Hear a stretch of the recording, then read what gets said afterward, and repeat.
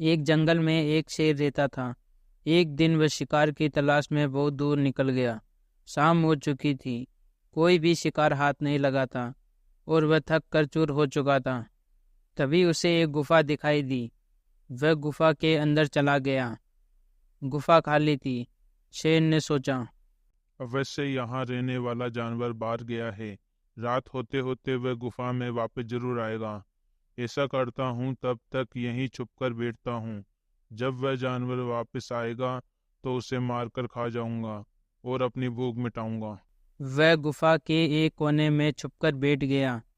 वह गुफा एक लोमड़ी की थी। जब वह लौटकर आई और गुफा के पास पहुंची तो उसने देखा कि शेर के पंजों के निशान उसकी गुफा के अंदर जा रहे हैं, लेकिन बाहर आते हुए पंजों के निशान उसे दिखाई नहीं पड़े। वह समझ गई कि उसकी गुफा में कोई शेर गया है।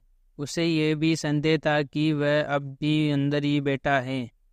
उसने ये पता लगाने के लिए कि शेर गुफा में बैठा है या नहीं, उसने एक युक्ति निकाली।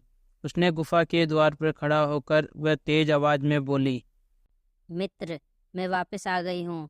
तुमने कहा था कि मेरे वापस आने पर तुम मेरा स्वागत करोगे, लेकिन तुम तो चुप हो। क्या बात है? तुम कुछ बोल क्यों नहीं रहे हो? जब लोमड़ी की आवाज़ शेर के कानों में पहुंची तो उसने सोचा, ये गुफा अवश्य लोमड़ी के आने पर उसका स्वागत करते हुए कुछ कहती है। शायद मेरे यहाँ होने के कारण आज ये चुप है। अगर गुफा कुछ न बोली तो कहीं लोमड़ी को संदेह न हो जाए और वह वापस न चली जाए। इसलिए वह गरज कर बोला। आओ मित्र, तुम्हारा स्वागत है। जल्दी अंदर आओ। शेर की गरज सुनकर लोमड़ी डर गई और बोली, अरे शेर मामा, तुम हो। तुम कितने बड़े मूर्ख हो। तुम्हें ये नहीं पता कि भला गुफा भी कभी बोलती है। लोमड़ी इतना कहकर उल्टे पैर वहां से भाग जाती है।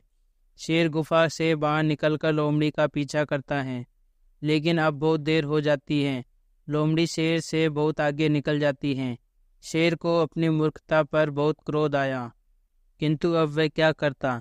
शिकार उसके हाथ से निकल चुका था। भविष्य के संकट को भांपकर जो बचने की युक्ति निकाल ले वह बुद्धिमान होता है।